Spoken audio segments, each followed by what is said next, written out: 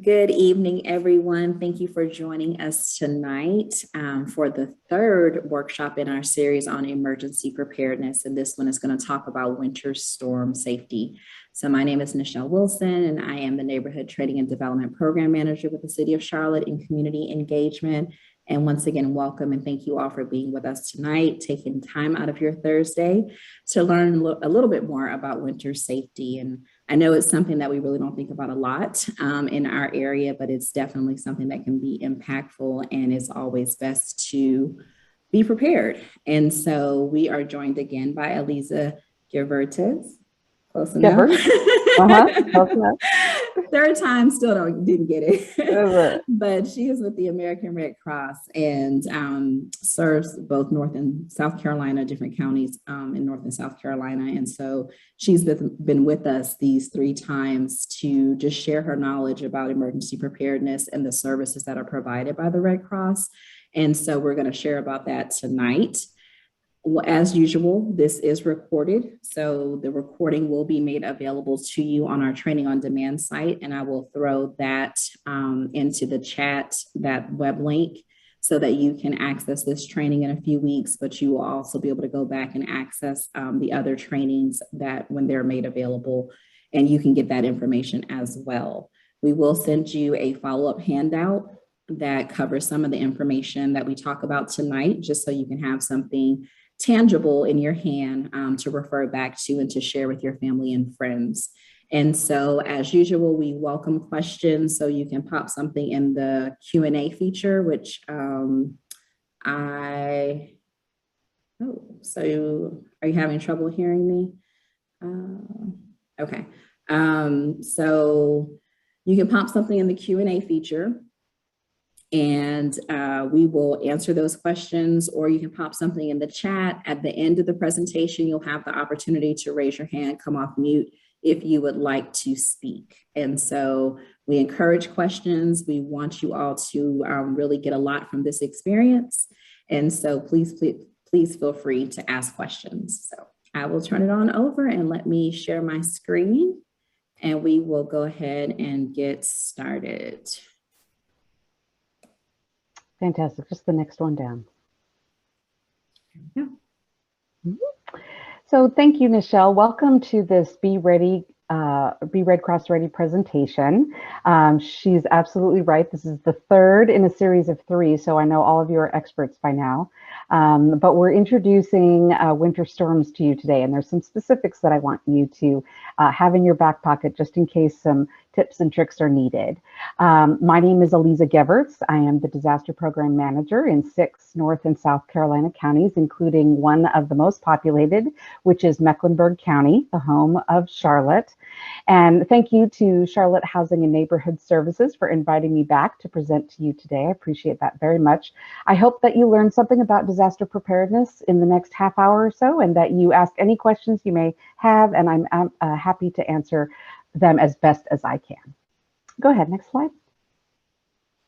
So today we're talking about winter storms. They are weather events that can bring snow and sleet and freezing rain.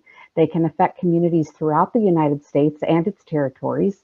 Even tropical places such as Atlanta and Dallas have been paralyzed by snow and ice. Even just last year, right? We had Texas experienced a terrible winter storm that they didn't expect.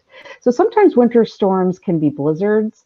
Blizzards are characterized by strong winds and blowing snow, which can cause whiteout conditions to develop, making driving especially dangerous. I come from Minnesota, where I spent 15 years, including the polar vortex. And I can tell you from experience, if you can avoid driving in a blizzard, please do. The extreme cold air that accompanies all winter storms, combined with strong winds, increases the risk of frostbite and hypothermia. And each year, hundreds of people in the United States are injured and killed by exposure to cold, vehicle accidents on wintry roads, and fires caused by the improper use of heaters. So we're going to go into a little bit of detail as we discuss all of those things. Next slide. Okay, so you can go ahead and advance. Keeping yourself and your members of your household safe during winter weather depends on you understanding winter storms and staying informed about conditions and taking appropriate action.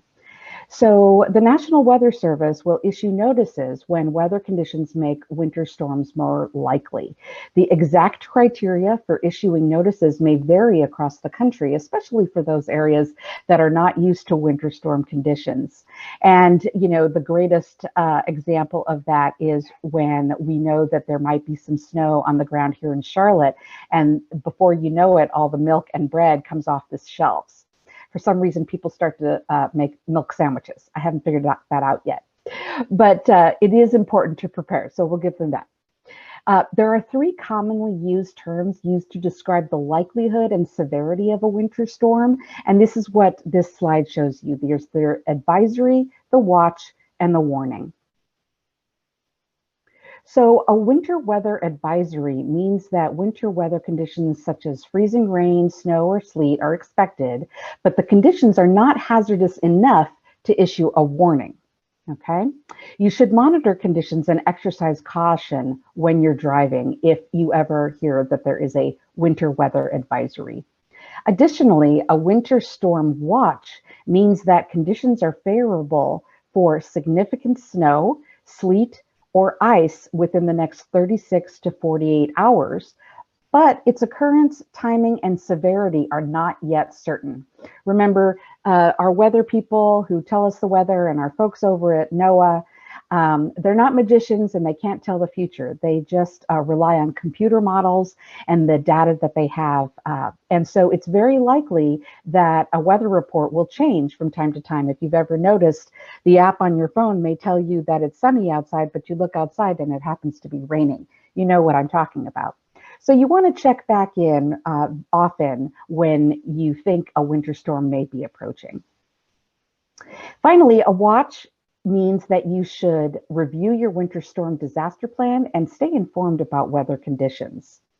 A winter storm warning indicates that life-threatening severe winter conditions have begun or will begin within 24 hours. Significant and hazardous snow, sleet, or ice is imminent. So a warning means that you must take immediate steps to avoid serious injury or illness. You don't want to travel until conditions improve, not for any reason at all. It's more likely that if you go outside in your car and drive somewhere that you'll get stuck or possibly hurt yourself or others. So other types of watches and warnings can be issued for winter weather, including wind chill. The wind chill is an interesting method. It's the temperature that the air feels to the human skin due to the combination of low temperatures and wind gusts. And believe it or not, this is something I really paid attention to when I was in Minnesota. Because if the temperature outside was 40, but it really felt like 28, well, that's enough to make my skin dry and possibly get frostbite or hypothermia, right? So you want to be aware that the lower the wind chill, the faster frostbite can occur. Okay, next slide. So at this point, we hope in this third of 3 presentations that you and your household have already taken steps to prepare for a disaster. You've collected essential disaster supplies.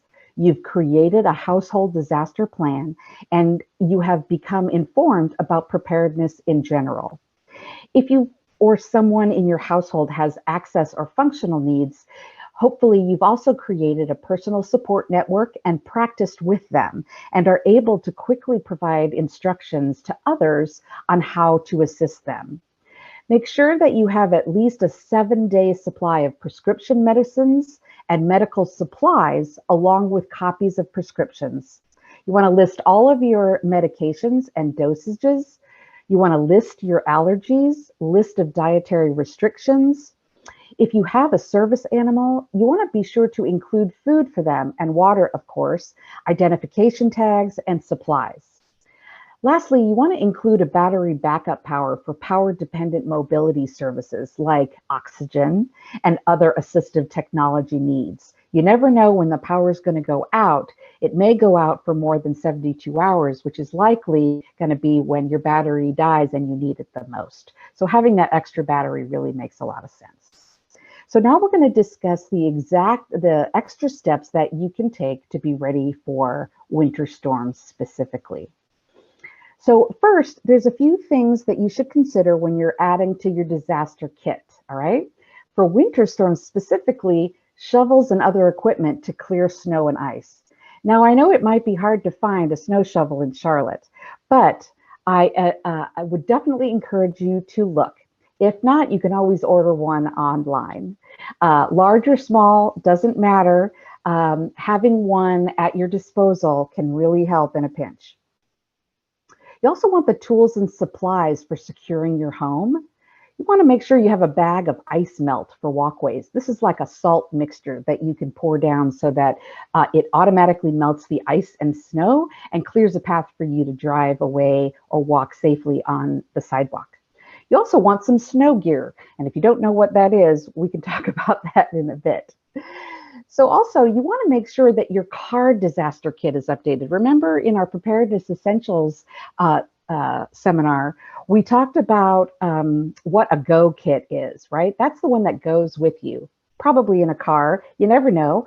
But you want to make sure that in it is a windshield scraper and snow shovel, perhaps a small bag of sand, snow chains, or traction mats to improve tire traction in deep snow. Again, if you're from Charlotte, you probably not haven't experienced this very often, but these are absolutely required items just in case the snow really does fall and it's deep enough to matter. Of course, you want to have extra warm clothing. I throw an extra blanket or an extra fleece jacket. Also, I have a couple of those hand warmers. They're like little plastic things that you can get even at the dollar store. Hand warmers are a great addition to your Go disaster kit. Of course, bottled water and non-perishable food. Bottled water is one of the most essential things simply because you cannot live without it, right?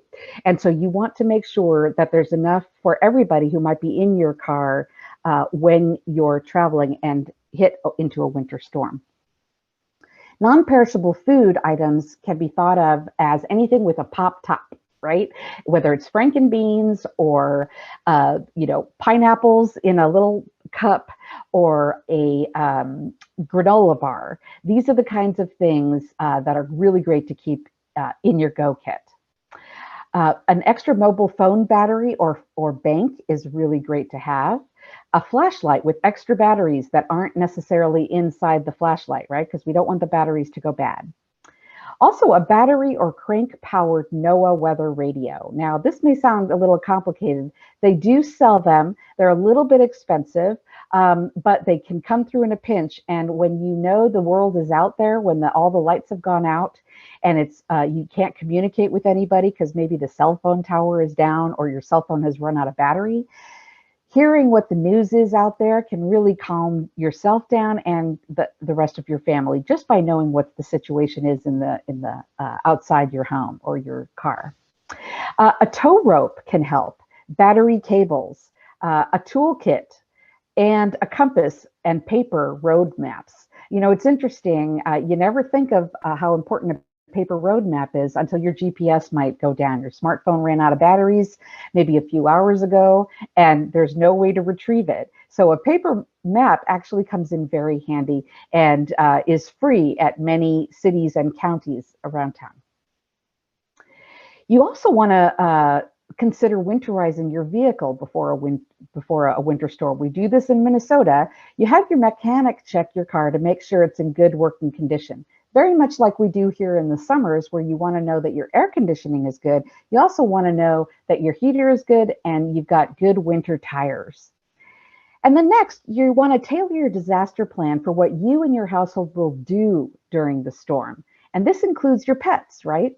Learn about your community's winter storm plan and identify any emergency shelters or warming centers in your local area.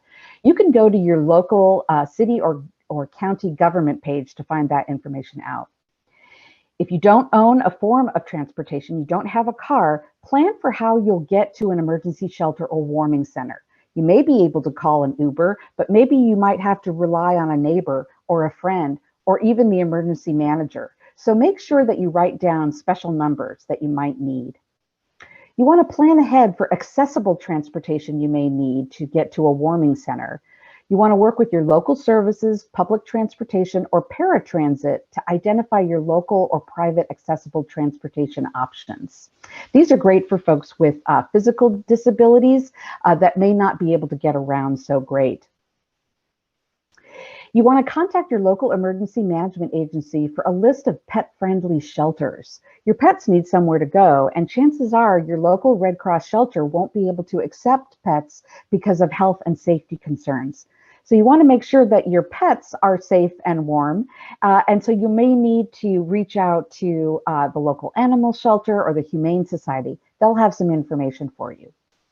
Finally, you can try and be sure you stay informed of having access to NOAA radio broadcasts. If you don't have a battery-powered or hand crank radio, please do consider it. And if needed, be sure to get a weather radio with a text display and a flashing alert to stay informed.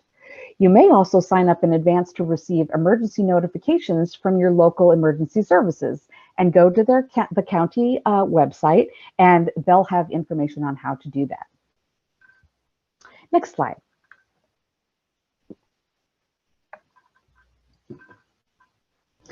If a winter storm is predicted, okay. If a winter storm is predicted, it's vital to check and replenish disaster supplies for your household and your pets, right? You want to bring your pets indoors. Never leave them outside. If it's too cold for you, it's too cold for them, right? Just like in the summertime, you don't want to leave them in your car. If it's too hot for you, it's too hot for them. You also want to make sure that you have ample heating fuel. Whatever that is, if you're on propane, if you rely on city gas, if you burn corn in an oil heater, if you use kerosene, whatever it is, you want to make sure that you have ample heating fuel. You want to secure your important documents. People often ask me about this. How do I secure my important documents? If not for, a safety deposit bank box at the bank or a fireproof box under my bed at home, where else could you do it? Well, you can always take a picture of these documents and send them to yourself. Email is a great way to keep a record of stuff like that. You also want to continuously monitor your local radio or TV news for updates, because like we said, things can change very, very fast. After all that's done, if you have time, you can inform and help neighbors or friends that may need additional assistance. Think about who lives close to you, who might call upon you of your neighbors. Maybe they have some access or functional needs where they might need to get in touch with you. Make sure they have your phone number or how to get to you. Fill your vehicle's gas tank in case you need to evacuate. I'm telling you, I never heard the end of it from my grandfather. Grandpa Milty always said, never let the gas tank get under half a tank. And he's right. If you get caught in the snow, you want to be able to run that engine for as long as it can to give you heat for as long as you can, right? So you want to make sure that you keep your gas tank as full as you possibly can. Finally, you want to confirm the closest emergency shelters and warming centers. Your city or county will have information on that. Okay, next slide. During a winter storm, you should always try and stay warm, dry, hydrated, and nourished, okay? The best way to do that is by staying inside. Make sure that heating sources are properly ventilated and are not blocked by snow drifts. This would include if your car is caught in a heavy snow drift, you want to make sure that you get out of your car and shovel around the exhaust pipe so that you don't cause more trouble for yourself later on. The same thing is true at home. Very often, home fires are started by heaters being too close to laundry, curtains, the couch, any fabrics that might be flammable. So you want to remember 3 feet from the heat. Make sure that your heater is clearly away from other objects to avoid any fire disasters. You want to listen to your local news or NOAA weather radio so that you can stay informed of weather conditions. And if you lose either power or heat for an extended period of time during a winter storm, you may need to evacuate based on the plan that you've made. If you have a generator, be familiar with the operating instructions and take precautions to avoid carbon monoxide poisoning, electrocution, and fire. You can find additional information about generators and proper use on the American Red Cross website. If you do lose power, it's very likely that if there is an open shelter near you that they do have power, but you may want to make sure before you leave your home. So calling is always a good idea, especially the local non-emergency number for your emergency manager. If you must go outside, remember, even for a few moments, you want to dress in layers and wear a hat and gloves. You want to walk carefully on icy sidewalks. I can tell you from experience, I've done that more than once. And on a couple of occasions, I ended up wearing crutches for a couple of weeks because I wasn't looking where I was going. There's a special way to walk when you're on ice. Instead of like how you usually just casually put one foot in front of the other, instead in ice or snow, you actually put your whole sole down and then your whole sole down again on your left foot and then your right and your left. This will help you not to slip. And make sure you know the signs of frostbite and hypothermia and how to treat them. So we're going to go over that for a minute. Next slide. Frostbite occurs when parts of the body become so cold that they begin to freeze. Not very comfortable situation. Frostbite usually affects fingers, toes, the nose, and earlobes. When a body part becomes too cold, it may begin to show signs of frostbite. So you want to be on the lookout for things like a lack of feeling in the affected area. Perhaps the skin appears waxy. Skin that's discoloring or becoming flushed, white, gray, yellow, or even blue is a good sign of frostbite. Skin that is cold to the touch. So we'll talk a little bit later about what you can do to treat frostbite, but here are some simple steps you can take to avoid frostbite. Obviously, you want to be aware of wind chill. You want to drink plenty of warm fluids, but avoid caffeine and alcohol. You want to stay active to maintain body heat. You know, a few jumping jacks never hurt anybody, or maybe if you're chair bound, you want to just move your arms and legs a little bit, move your toes around. You want to limit time outside during cold temperatures. If you have to go out, just make sure you get back into warm temperatures as soon as you can. And of course, dress appropriately, wear layers, hats, and gloves. Next slide. So we're talking about frostbite treatment. If you notice any of signs of frostbite, you want to immediately move that person or yourself to a warmer place and remove any wet clothing. You want to be very gentle and never rub or pop blisters on the frostbitten area. You can warm the affected area by soaking it in water that's 100 degrees to 105 degrees Fahrenheit until the area appears red and feels warm again. Once the affected area is warm, you can loosely bandage the area with sterile dressings. Make sure to place the sterile gauze between frostbitten fingers and toes to keep them separated. And most importantly, you want to seek professional help as soon as possible and don't let the frostbitten area refreeze if you can help it. Of course, this is another item you could put in your go kit, just a small round bandage of gauze.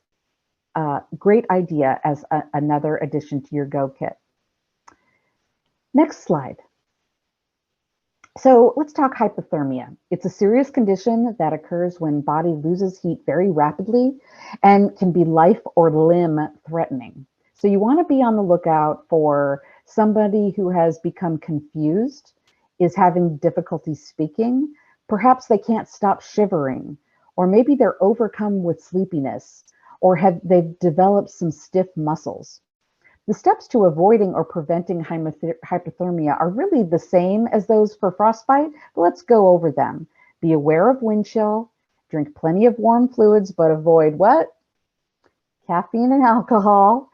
You want to stay active and maintain body heat, move those appendages, and limit the time that you're outside during cold temperatures, and dress appropriately, wearing lots of layers, hats, and gloves. Next slide. If you notice any signs of hypothermia, you want to immediately call 911 and gently move the person to a warmer place.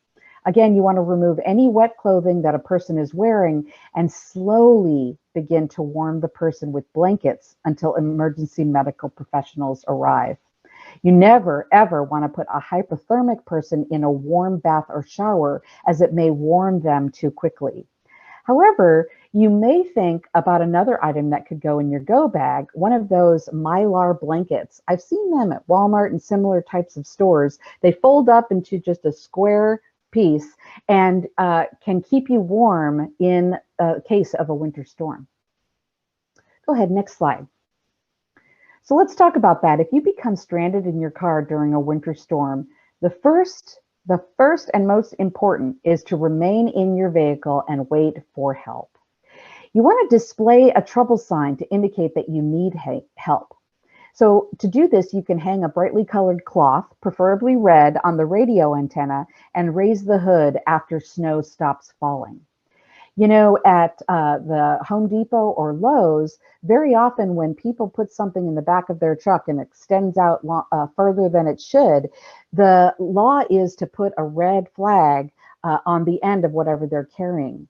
These are free, and you can just go and pick one up and stick it in your glove box or your go kit. That way you have it handy if you need it. You want to run the engine occasionally to keep warm, and turn on the engine for about 10 minutes each hour, or 5 minutes every half an hour, just to make sure that running your engine for short periods reduces the risk of carbon monoxide poisoning, and as well, it conserves fuel. So use the heater while the engine is running. That's perfectly okay. And you want to keep the exhaust pipe clear of snow, like I said earlier, and slightly open a downwind window for ventilation. So don't let it blow onto you, but let it blow away from you.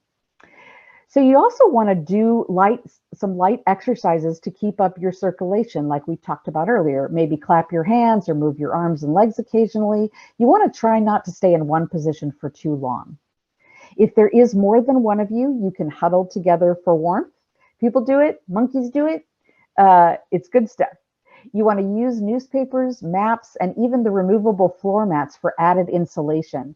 Layering items will help trap more body heat. And also, you want to watch for signs of frostbite and hypothermia. So why do you suppose that it's important not to sleep for long periods in a stranded vehicle?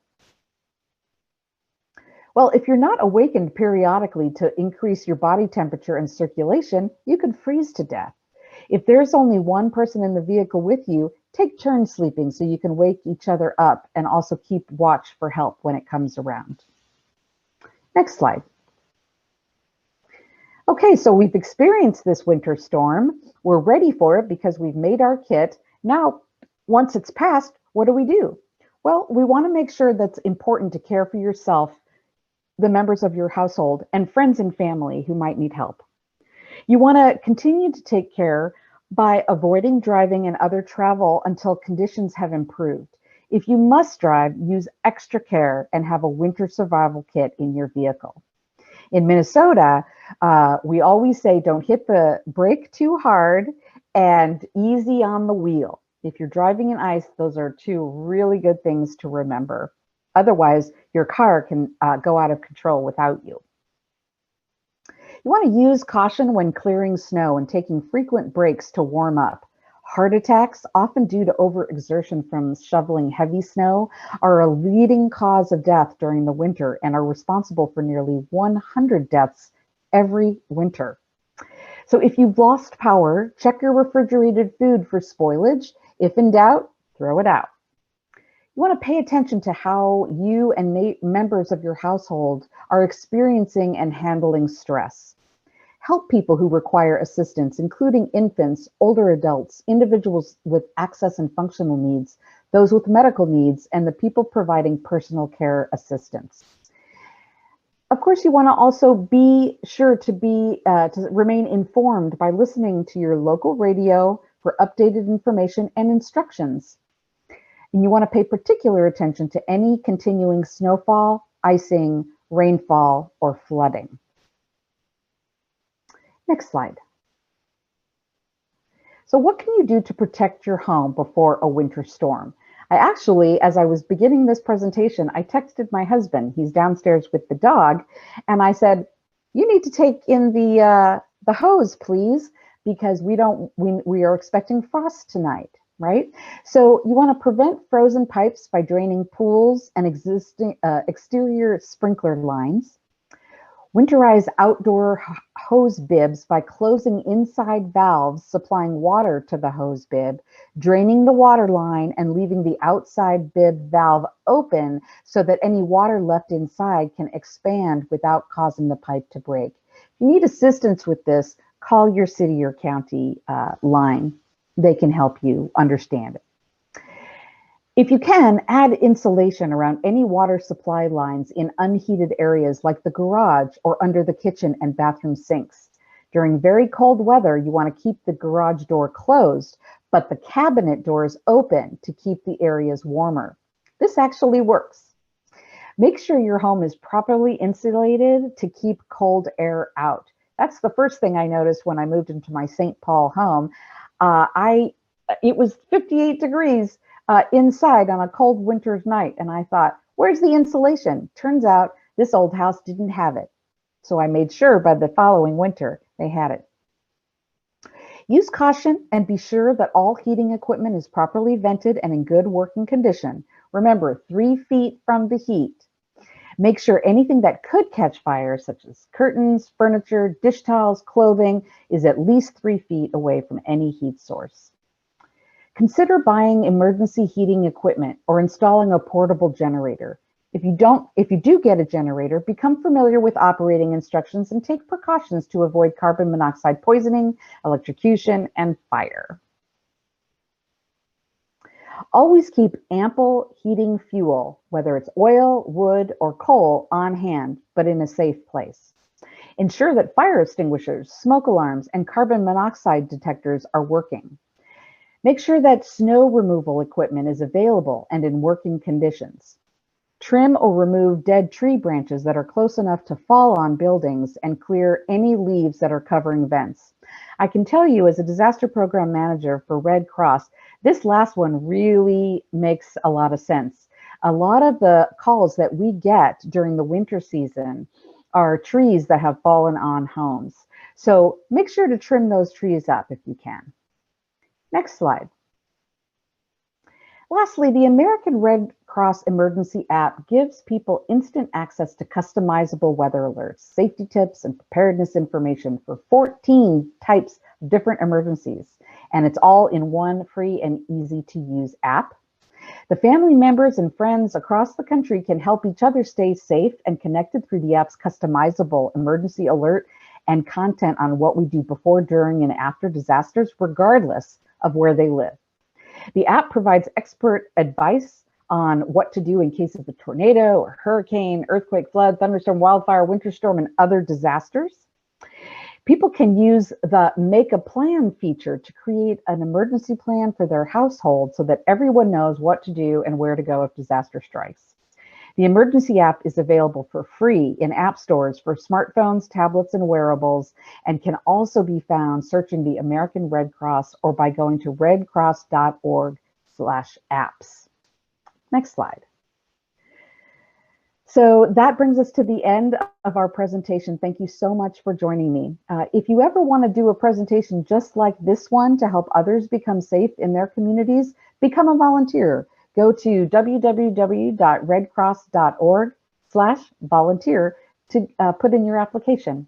Thank you so much for your attention. Does anyone have any questions? Great information, lots of to-dos and takeaways. And like I said, I will send you a handout that you can use and share with your family and friends. Does anyone have any questions at this time, either in the chat or you can raise your hand?